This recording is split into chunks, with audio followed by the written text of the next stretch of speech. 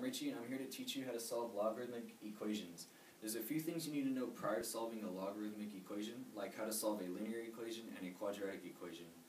Also, you need to know how to use the different type of properties when it comes to using logarithms, and how to convert logarithmic into exponential form and exponential form into logarithmic. So let's get started. In this equation, 6x plus 2 equals 8 is a linear equation, and you have to solve for x. We've been doing this type of equation since algebra.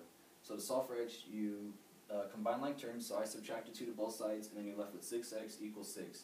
And then to get x by itself, you had to divide by 6 to both sides, and then you're left with your answer, which is x equals 1.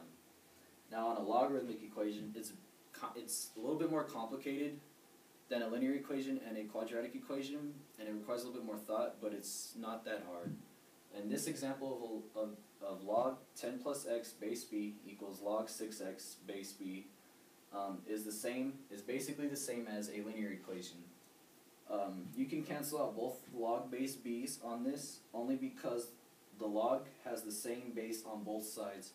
If it didn't have the same base on both sides, and if it wasn't equal to each other, then you couldn't cancel them out. So if they were on the same side, you have to use a different type of property to get them together. So since I did cancel log base b, you're left with 10 plus x equals 6x, which is a linear equation, so you have to solve for x. So what I did is I subtracted x to both sides, and then you're left with 10 equals 5x, and to get x by itself, you have to divide by 5. So your answer is x equals 2. And logarithms using its properties. So in this example, it says 2 log x equals log of 3 plus log of x minus 1. You have to use the power and addition property in this one. Since there is no log base right here on both of them, you can't cancel them out, but you can combine them. Only because of this. They're not on the other side. They're not equal to each other. So since it is an addition, so you have to add them together. It says so I added them together, and you're left with log of 3 times x minus 1.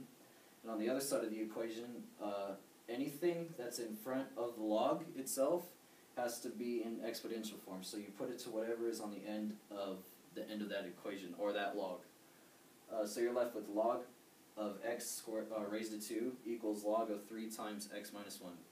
So since there is no base right here on both sides again, and they are equal to, you can just cancel out the logs, and then you're just left with x squared minus 3 times x minus 1.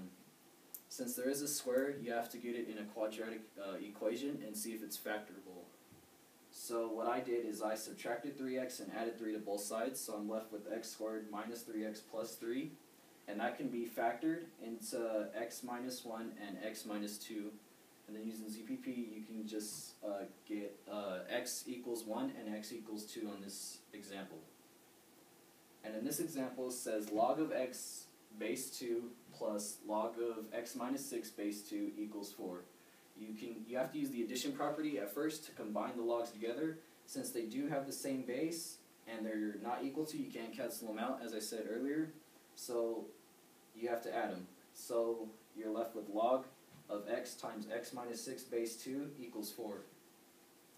And to convert log to exponential, because of this is in front of the main equation itself, you have to convert that to exponential. And to do that, you just put the 2 on the end of the equation and raise it.